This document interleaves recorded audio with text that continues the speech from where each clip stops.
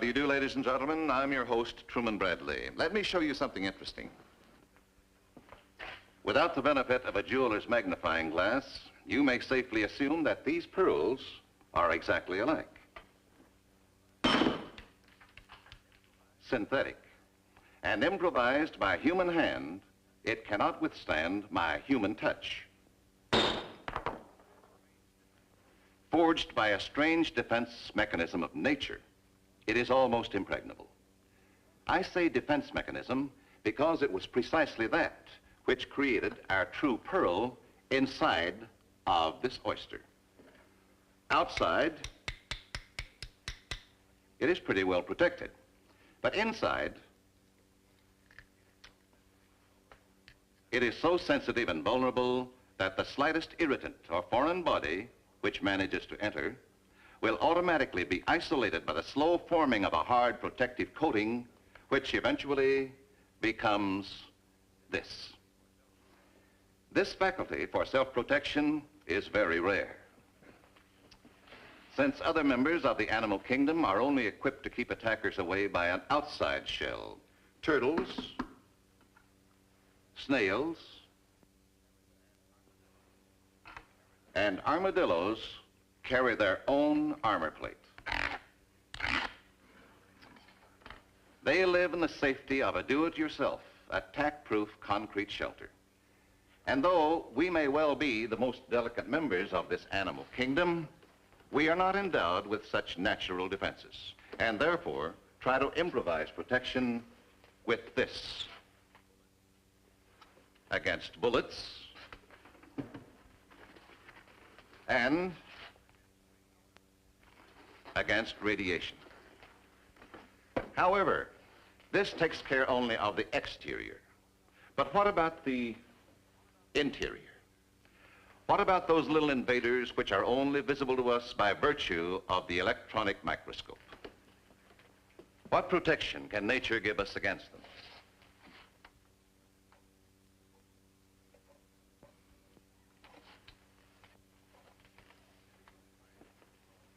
Medical science calls this inside protection immunity. And thus far, our medical men have only been able to isolate a few of the antibodies which create this immunity. It is the constant search for a greater scope of immunity which is the background of our story.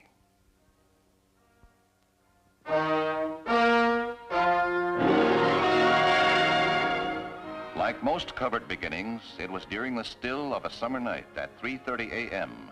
that the unpredictable hand of nature and the universe touched the life of one Dr. Keith Brandon. Keith Brandon, the Washington Medical Institute's youngest and most progressive bacteriologist.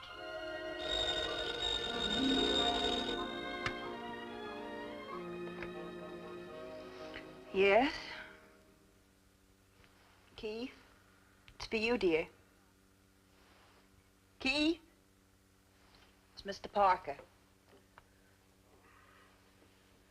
Hello? Yes, speaking.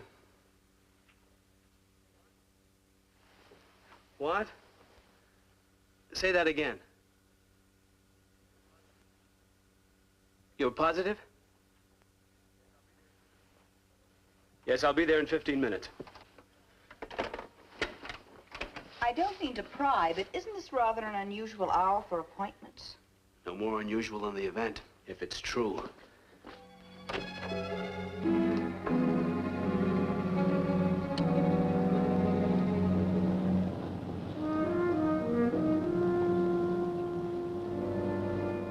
It's all in there. 3.5 ounces of dynamic proof.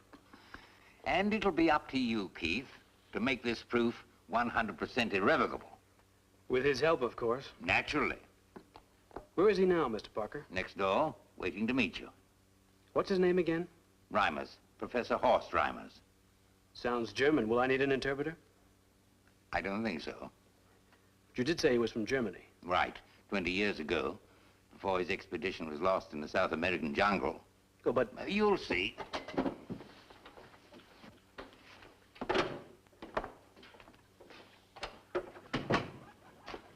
Come in, Dr. Brandon. I know it'll be a pleasure working with you. Well, thank you, Professor Will you Reimers. pardon me? I'm just preparing these species for injection.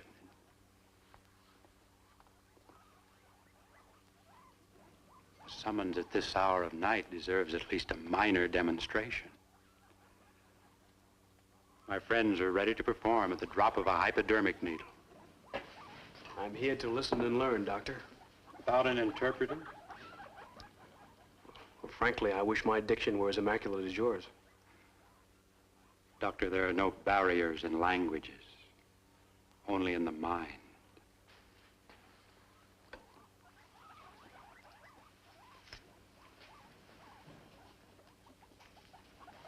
Have a look.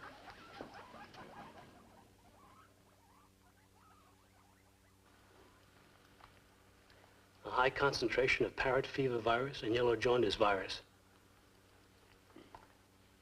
These things shouldn't be fooled around with lightly, Doctor. Shouldn't it, though? I take it then these have already been inoculated with your, whatever you call it? No. The, whatever I call it, acts as both a preventive and a cure. It's a universal serum for all virus diseases known to man. Known to man, Doctor? That's a pretty big statement. The natives of the remote area where I found my antibiotic are immune to all forms of virus disease, including the common cold. Naturally, I searched for the cause. And I found it in the very soil they walk on. You see, this soil breeds a mold of antibodies with far greater range than sulfur or penicillin. Of course, the natives' immunity might have taken at least a decade to build. Dr. Disease does not take a decade. What's the matter with you? You have enough virus in there to kill an army. Doctor, you have enough serum in there to cure the world.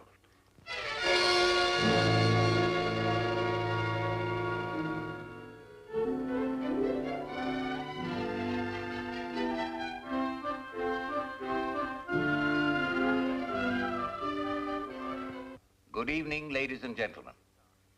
My name is Rudyard Parker. I'm Chief of the United States Scientific Research Division. It gives me great pleasure to inform you of one of the most outstanding developments in the history of medical science. Our government has been endowed with the discovery of a universal antibiotic which will be a blessing to the entire world. This serum, entrusted to us by the discoverer, Professor Horst Reimers, will wipe out every virus disease known to man.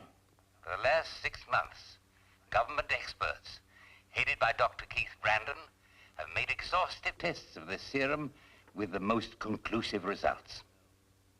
As you probably know, Congress in special session has already passed a bill providing for immediate nationwide inoculation. After that, this serum will be made available for distribution throughout the world. At present, we have only enough serum at hand to start initial inoculations right here in Washington tomorrow. However, within a few weeks, mass production of the antibiotic will have caught up with the national demand, and detailed plans for local inoculations will be announced. Thank you. Excuse me, Professor. Yes, Mrs. Brandon. Have you checked the new litter of hamsters that was born last night? I most certainly have. Why, they're not diseased, are they? No, they're fit as a fiddle. Well, then, what seems to be the trouble? No trouble, really. I just wondered if you checked them yet. From stem to stern. It must be Keith who hasn't seen them yet. Oh, but he has. Your husband checked them with me this morning. My mistake. Keith, can I see you a minute?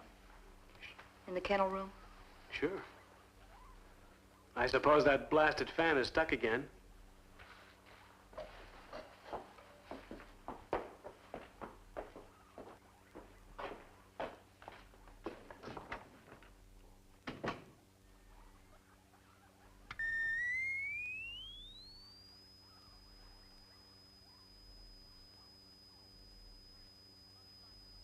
These hamsters have multiplied twice since we first injected them, right? Right? Haven't you noticed anything special about the births? No, except that I forgot to pass out cigars. All of the puppies are female. So were the Dion quintuplets. And what about the rabbits in section 4? What about the rabbits in section 4? They both had a couple of litters, too. Each of them all female. Whereas the litters of the non-injected group in 7 show a normal balance between male and female. Meaning what? Meaning that the components of Reimer's theory must somehow be disturbing the normal reproduction of genes. Every litter born to an injected animal has been female. Oh, I didn't notice. We better tell Reimers. No, not Reimer's. I don't trust that man. Let's talk to Parker. Jane, what are you saying? Something about Reimer's that makes me uncomfortable. He looks at you as though he could see right through you. I just don't trust him. Hey, what's gotten into you? Dr. Brandon, if I am correct, you are planning a family. You are correct? In that case, you won't mind having all girl descendants to carry on the name of Brandon? After we've all been inoculated tomorrow. Tomorrow? We'd better get to Parker right away.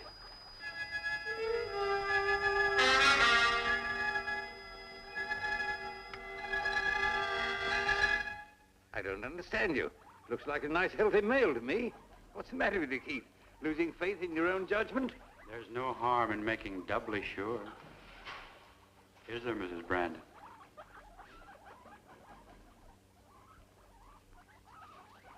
I saw nothing but females in that litter a little while ago. From all appearances, it looked like the drug had affected the normal function of their genes so as to produce only females, which in turn would cause a dying out of any species inoculated with our serum. Consider that every human being on the face of this earth eventually will be inoculated.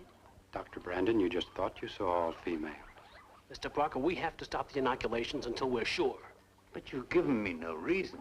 The risk of having the human race vanish within 100 years, is that reason enough? Considering the pressure we've been under, these things are apt to happen. Professor Reimers is right.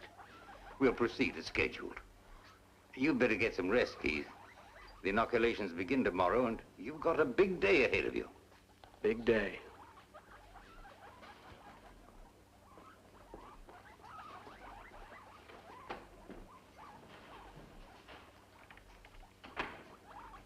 Keith? Yes? Keith, look. To identify the series of the last litter, I painted a small cross in each puppy's stomach. So? No cross. No cross. Reimers switched them. These must be the males from the control litter. But why, Keith? Why would he do a thing like that? Looks like our friend is set on wiping out the human race.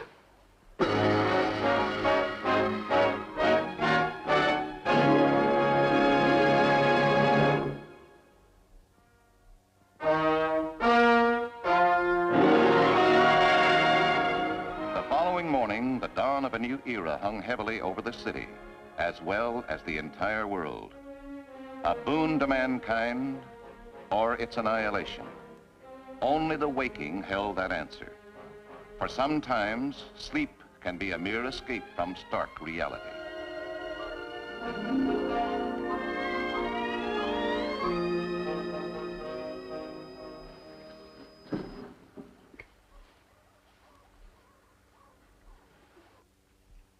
Keith, what are you doing?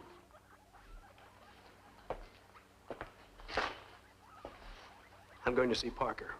This time I've got to convince him. Reimers is dangerous. When Reimers comes in, keep him away from the animals. They're the only proof that we have against him. When will you be back? It's 8:30 now. I ought to have Parker here within an hour. Keith? Yes? Good luck. Thanks, honey.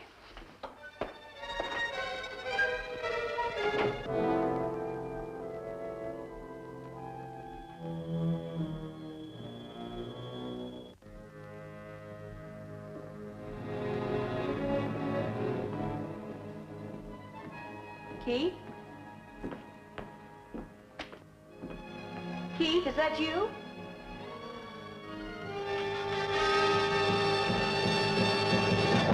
Good morning, Mrs. Brandon.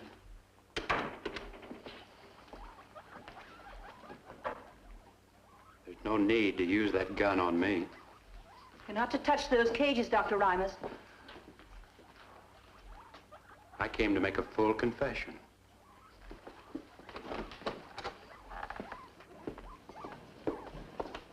A confession? To my error. You see, you and your husband were perfectly correct. In some cases, the serum does seem to have a decomposing effect on regeneration.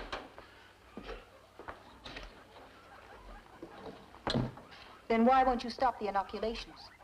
Well, there's no need to. I said only in some cases. There, it's merely a matter of hormone deficiency. It's something that can easily be corrected even after inoculation. Hormone deficiency? I don't believe it. Let me prove it to you. I worked all night and developed a culture which will correct the gene balance. I said you're not to touch those cages. I won't let you destroy the evidence. This culture is harmless.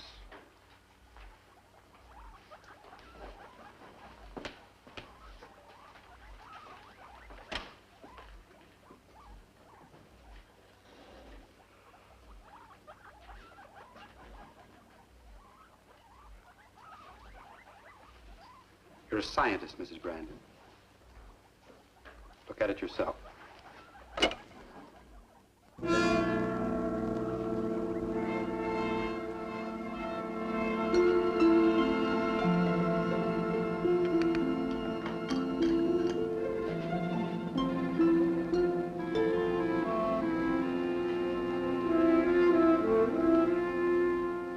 There. You can see there's nothing dangerous in the culture. Looks all right to me. Then may I feed it to the animals? And you won't shoot me? Go ahead.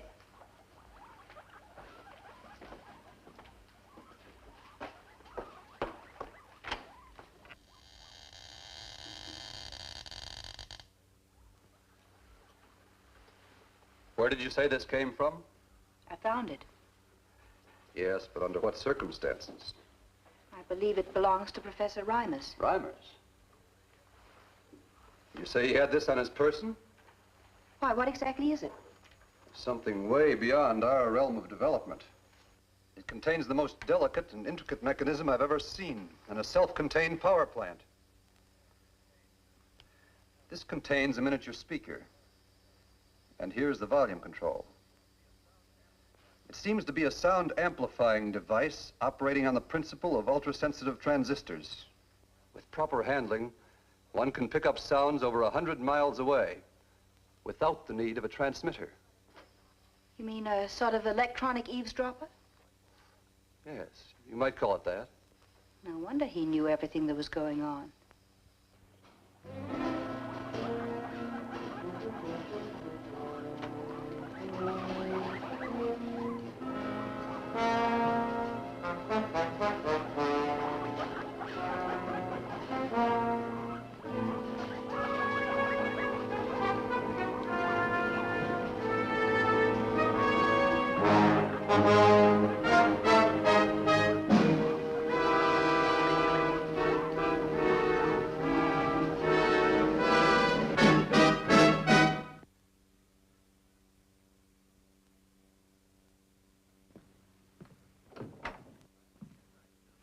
In all the years I've known you, I've never believed you guilty of professional jealousy. Jealousy? Is that what you call it? I don't know what else to call it.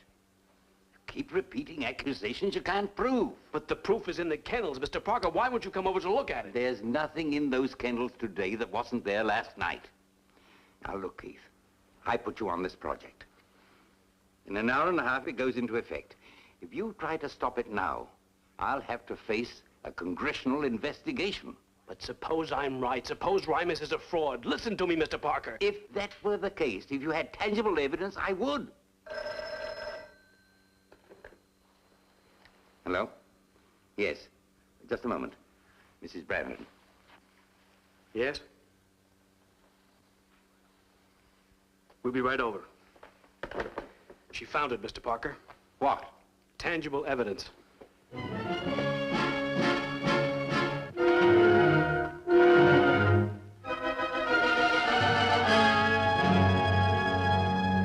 It's staggering. He feeds the animals a secret culture and he makes them disappear. And now this gadget. A receiver that needs no transmitter. Incredible. I tried 50 different acids and dyes on this culture. I simply can't break it down chemically. Now will you call off the inoculations, Mr. Parker? We've got to. We've got to find Reimers, too. I had all the available plainclothesmen comb the area. Double-checked his room. This is all he left behind. It must be his log. He kept it locked in his desk. I saw him entering notes now and then. Well, there's an alphabet here, but no known language. Yes? Oh, State Department. Put them on. Parker speaking. I see. Thank you. He lied about it. Reimers lied about that South American expedition. You mean the one where he said he found the serum? What about it? There was no Professor Reimers on that expedition. Whoever he is, we've got to locate him. Yes, he's here. It's for you, Lieutenant. Lieutenant Ruskin speaking. Professor Reimers, where? Flight 607. Non-stop to San Francisco. And you're positive Reimers is aboard that plane? What time's it due to land? Oh, good, that gives us almost 7 hours. Teletype Reimers' description to San Francisco. Tell him to meet the plane. I'll be back in headquarters in 10 minutes. Oh, you heard. Reimers won't get out of the airport. Thank you, Lieutenant. Yes, and thank you too, Keith. It's a good thing you stopped those inoculations when you did. Jane deserves most of the credit. Come on, honey, you need some rest.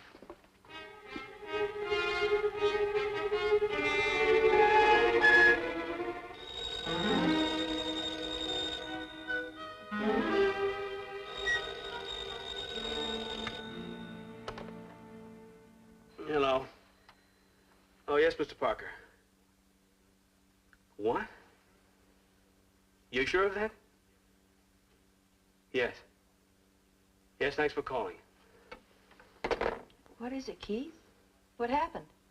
Flight 607 just landed in San Francisco. Well?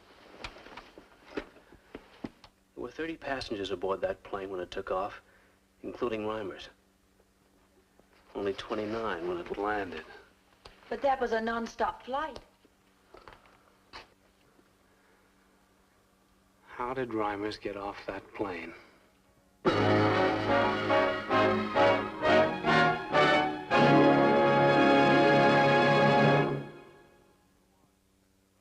Who was Professor Reimers?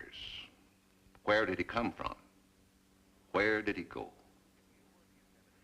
If you were the inhabitant of a distant planet and a slowly fading atmosphere would make you seek a new sphere of colonization, wouldn't you consider this to be the most practical and bloodless way to depopulate this planet Earth? Naturally, our story was fiction. Let's hope that it will remain such. I'll be back in a moment.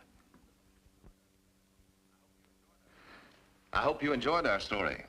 We'll be back with you a week from today with another exciting adventure from the world of fiction and science. Until then, this is your host, Truman Bradley, saying, see you next week.